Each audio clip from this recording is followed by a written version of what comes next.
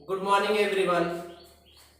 मैं वीरेंद्र कुमार आप सभी का आरपीपीएस एजुकेशनल पॉइंट में स्वागत करता हूं। और मैं आज कक्षा 8 की इंग्लिश ग्रामर का तीसरे चैप्टर का वीडियो लेकर आया हूं, जिसका नाम पार्ट्स ऑफ स्पीच है। मैं आपको इसके बारे में बताऊंगा कि पार्ट्स ऑफ स्पीच होता क्या है। और मैं आपको ये भी बता दूं कि ये चैप्टर बहुत ही इम्पोर्टेंट, बहुत ही इंटरेस्टिंग होने वाला है और आप इसको लास्ट तक जरूर देखेंगे। और वीडियो को सब्सक्राइब आप अवश्य करेंगे, जिससे जो भी नोटिफिकेशंस, जो भी वीडियो हम बनाएं वो आपको कहीं ढूंढना ना पड़े, आपके मोबाइल पे तुरंत पहुंच जाए। तो मैं आपको बता दूं, ये जो पार्ट्स ऑफ स्पीच होता है आपको हर क्लास में 9th में, 10th में, 11th, 12th में भी बहुत कारगर सिद्ध होगा। और कंपटीशन के जितने भी एग्जाम्स होते हैं they are totally based on parts of speech. इन्हीं बेस पर सारे क्वेश्चन लगभग पूछे जाते हैं, इसलिए इनको बहुत डीपली आप पढ़ेंगे। और आइए हम शुरुआत करते हैं। जैसा कि चैप्टर का नाम है पार्ट्स ऑफ स्पीच, शब्द भेद। अब इसकी परिभाषा थोड़ी सी हम जान लेते हैं कि शब्द भेद होता क्या है। इसकी परिभाषा है, शब्दों को उनके कार्यों के अनुसार जितने भी भागों में बांटा गया है उसे ही पार्ट्स ऑफ स्पीच कहते हैं। आप एक एग्जाम्पल के थ्रू समझ सकते हैं। जैसे आपकी बॉडी में शरीर है, शरीर में अनेक अंग हैं, अब उन अंगों का अलग अलग नाम भी है। जैसे हम शरीर का वह भाग जिसे हम खाने का कार्य करते हैं उसे हमने हाथ का नाम दे दिया, जिसे खाने का काम करते हाथ का नाम दे दिया। और फिर जिसे सांस लेते हैं उसे नाक कह दिया, जिसे देखते हैं आंख कह दिया, चलते हैं जिससे उसे पैर कह दिया। तो ये सभी शरीर के अलग अलग भाग हैं और उन्हें अपने कार्यों के अनुसार ही बांटा गया है या नाम दिया गया। उसी तरीके से अंग्रेजी में भी होता है कि जो भी वर्ड्स होते हैं, जो भी शब्द होते हैं, उन सभी वर्ड्स के अपने अपने अलग अलग वर्क होते हैं, अपने अलग अलग कार्य होते हैं। और कार्यों के अनुसार ही जो भी शब्द हैं उन्हें जितने भागों में बांट दिया गया है उसे ही पार्ट्स ऑफ स्पीच कहा जाता है। किसी को नाउन कहा गया, किसी को प्रोनाउन कहा गया, किसी को वर्ब कहा गया, किसी को एडजेक्टिव कहा गया, किसी को प्रीपोजिशन, कंजंक्शन, ये सारे इनके नाम रख दिए गए इनके कार्य के आधार पर। तो ये है आपकी परिभाषा पार्ट्स ऑफ स्पीच। अब पार्ट्स ऑफ स्पीच कितने होते हैं, ये आपके 8 होते हैं। और आजकल आर्टिकल को भी इसी के अंतर्गत लोग बताते हैं विद्वान की, ये भी इसी के अंतर्गत होता है। तो फिलहाल में वो अलग की टॉपिक है, उसको हम बाद में पढ़ेंगे, अभी इतना ही पढ़ते हैं। पहला आपका है नाउन, दूसरा आपका प्रोनाउन, तीसरा आपका एडजेक्टिव, फोर्थ आपका है verb, fifth adverb, sixth preposition, seventh conjunction and 8 आपका इंटरजेक्शन होता है। ये आपके 8 पार्ट्स ऑफ स्पीच होते हैं जिनके बारे में आप पढ़ेंगे और इनका बहुत ही उपयोग होने वाला है आगे चल करके। तो पहले हम एक पढ़ेंगे, पहली चीज नाउन, संज्ञा। तो नाउन की परिभाषा आप शुरू से ही पढ़ते आते हैं। Noun is the name of person, place और थिंग। अर्थात कोई भी वस्तु हो, कोई भी व्यक्ति हो, कोई भी स्थान हो, कोई भी गुण हो, अवस्था हो, दशा हो, आदि के नाम को हम संज्ञा कहते हैं। किसी भी व्यक्ति, वस्तु, स्थान, गुण, दशा, अवस्था आदि के नाम को हम संज्ञा कहते हैं, नाउन कहते हैं। अब आप बहुत सारे एग्जांपल्स यहाँ पर लिखे हुए हैं, book, table, bird, animal, river, mountain, village, country, state, etc। ये सारे एग्जांपल आप समझ सकते हैं। जैसे बुक, ये भी नाउन है। क्यों? देखिए आप यहाँ पर ध्यान देंगे, संज्ञा। संज्ञा का मतलब होता है किसी को कोई नाम देना। जैसे कोई ऐसी चीज जिससे हमें ज्ञान मिलता है उसे हमने बुक की संज्ञा दे दी, बुक का नाम दे दिया। टेबल, कोई ऐसा चीज जो वर्गाकार हो, थोड़ी सी ऊंची हो, उस पर रख करके हम कोई चीज पढ़ सकें, उसे टेबल की संज्ञा मतलब नाम दे दिया गया। मैंने बताया कि संज्ञा नाम ही होता है।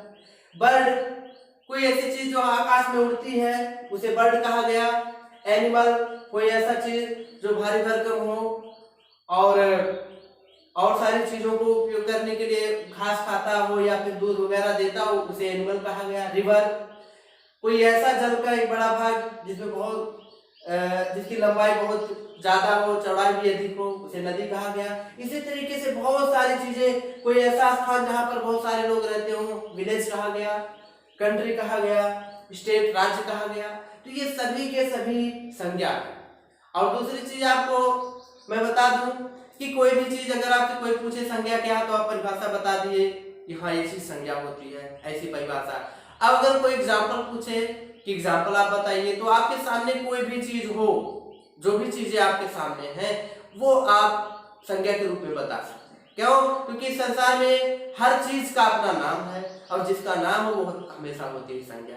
तो जो भी चीजें आपके सामने दिखाई दें, वो सारी चीजें संज्ञा होती है।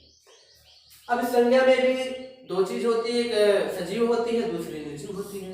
सजीव के अंतर्गत जैसे आपका बर्ड हो गया, एनिमल हो गया, मैन हो गया, गर्ल हो गया, बॉय हो गया, राम हो गया, मोहन हो गया, ये सारे आपके लिविंग थिंग के अंतर्गत आ जाते हैं।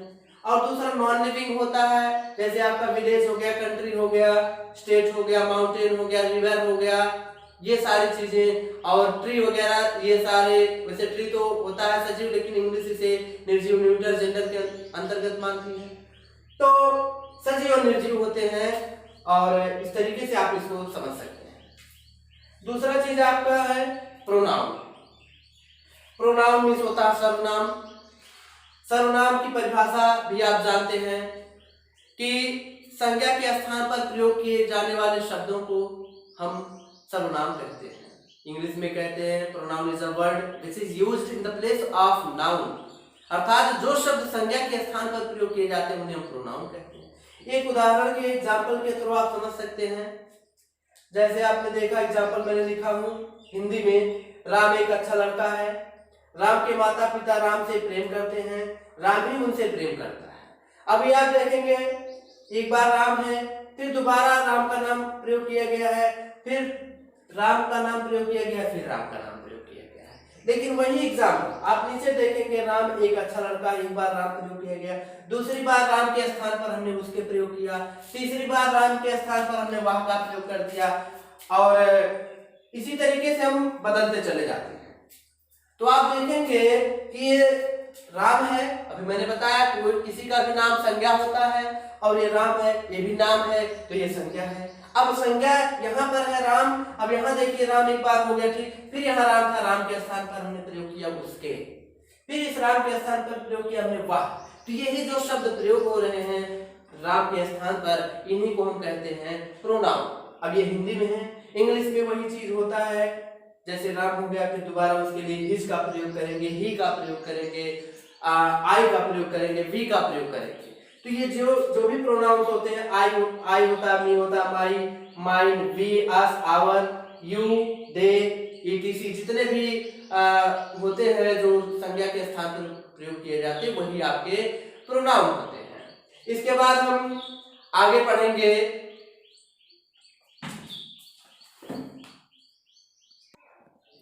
एडजेक्टिव के बारे में पढ़ेंगे। एडजेक्टिव जैसा लिखा विशेषण।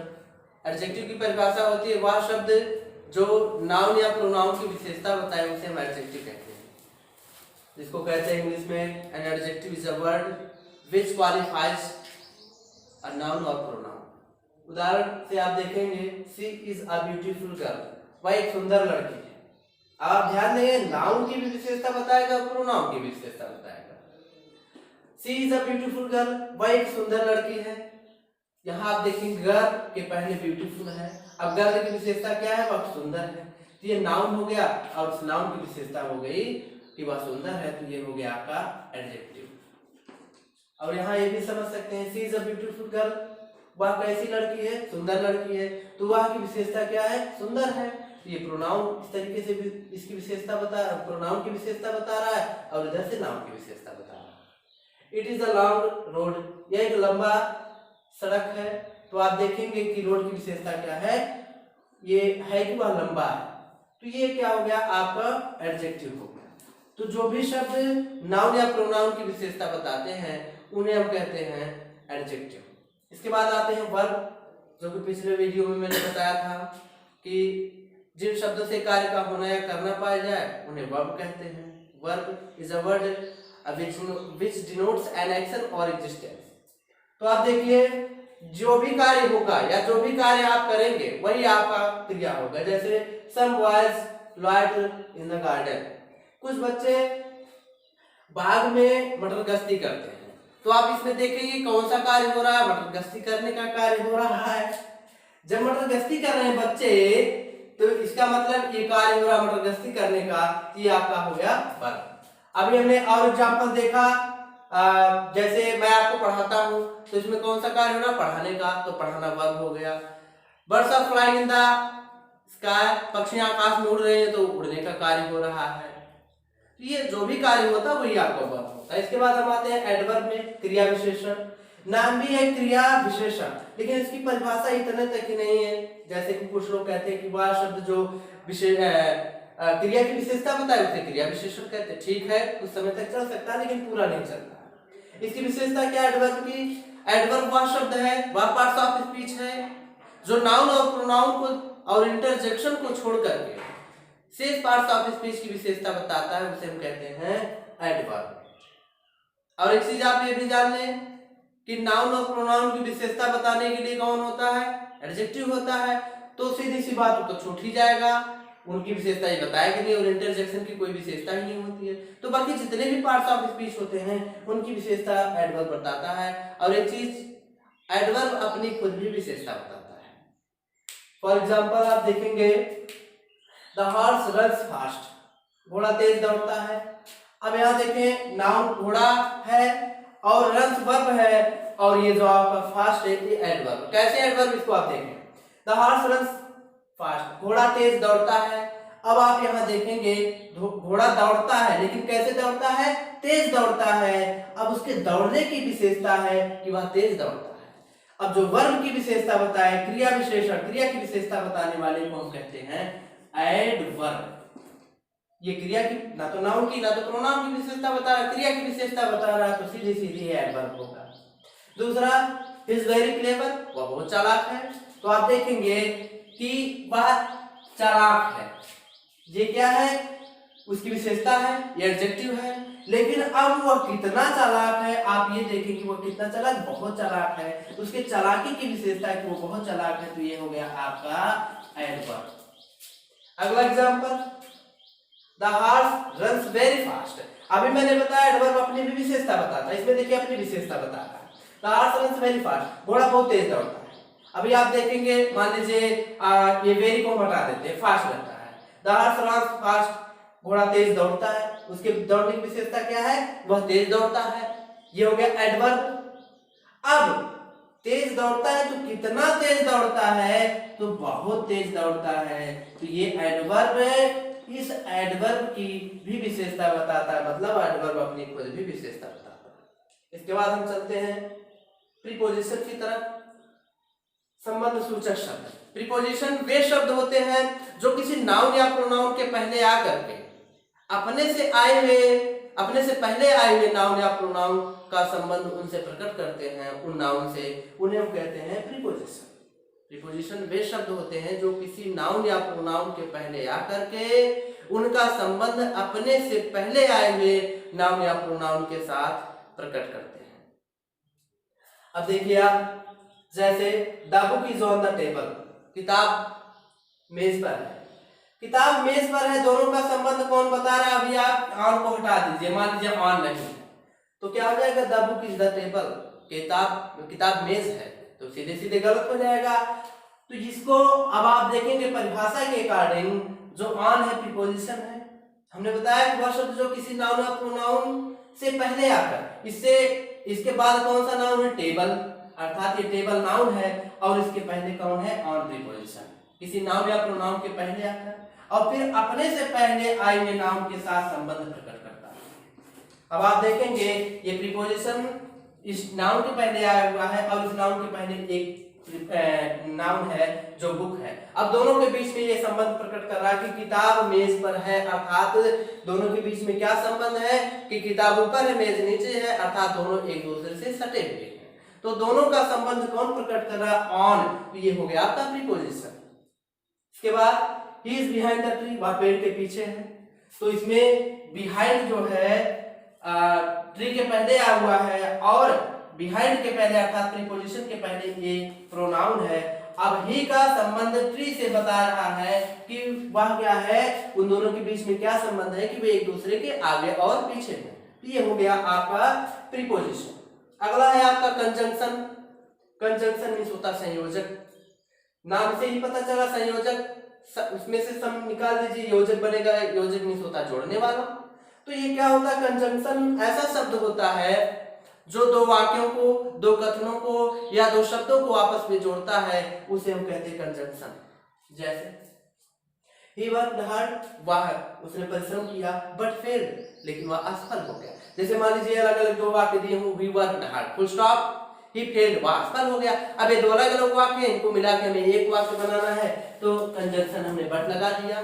He worked hard but failed, उसने परिश्रम किया लेकिन फिर भी फेल हो गया, तो दोनों को जोड़ दिया इसने, ये हो गया conjunction. Sita and Meera call me, Sita और मीरा मुझे बुलाती हैं। अब आप देखेंगे सीता अलग मीरा अलग, दोनों को जोड़ने का काम कौन कर रहा है, एंड कर रहा है, तो ये आपका हो गया कंजंक्शन। इसके बाद आपका लास्ट और 8वां है इंटरजेक्शन, विस्मयादिबोधक शब्द। जैसा कि नाम से ही पता चला, विस्मयादिबोधक मतलब विस्मय धन आदि, मतलब जिनसे आश्चर्य आदि का भाव प्रकट हो। तो इसकी परिभाषा है कि वे शब्द जिनसे दुख, प्रसन्नता, हर्ष, आश्चर्य या हृदय की तीव्र भावनाएं प्रकट होती हैं, उन्हें हम कहते हैं इंटरजेक्शन, विस्मयादिबोधक शब्द। अब आपको बता दें कि इंटरजेक्शन जो भी होते हैं या जो इंटरजेक्शन वर्ड्स होते हैं, उनके बाद ये आपके साइन ऑफ एक्सक्लेमेशन या तो बीच में लगे रहते हैं या फिर अंत में लगे रहते हैं। अगर एक्सक्लेमेशन वर्ड जैसे अल्लाह, सुरा, ब्रावो, ये सारे वर्ड्स अगर वाक्य के आरंभ में लगे होते हैं तो साइन ऑफ एक्सक्लेमेशन उनके तुरंत बाद अर्थात मध्य में लगते हैं, और यदि ये वर्ड्स नहीं होते हैं तो लास्ट में साइन ऑफ एक्सक्लेमेशन लगाया जाता है। एग्जाम्पल आप समझें, alas she is no more, alas में होता है दुख प्रकट करने, हाय वह अब नहीं रहेगी अर्थात मर गई, तो दुख प्रकट हो रहा है तो एक्सक्लेमेटरी सॉरी इंटरजेक्शन। दूसरा एग्जांपल है hurrah we have won the match, वाह क्या बात है मैच जीत गए, तो यहाँ पर क्या हो रहा है, प्रसन्नता का भाव प्रकट हो रहा है, हृदय की तीव्र भावनाएं प्रकट हो रही है प्रसन्नता के रूप में, तो इंटरजेक्शन हो गया। ब्रावो शाबाश, यू हैव डन वेल, आपने बहुत अच्छा किया, ये आपकी शाबाशी बहादुरी का भाव प्रकट हो रहा है। इसके अतिरिक्त आप अदर एग्जांपल देखेंगे, आश्चर्य के लिए what a beautiful building the Taj is, कोई चीज आप देखेंगे आश्चर्य होता है, वो सारा चीज इंटरजेक्शन के अंतर्गत आता है कि कितना सुंदर इमारत ताजमहल है। अगला एग्जांपल है हाउ फास्ट ही स्पीक्स, वह कितना तेज बोलता है। तो ये सारी चीजें आपके इंटरजेक्शन के अंतर्गत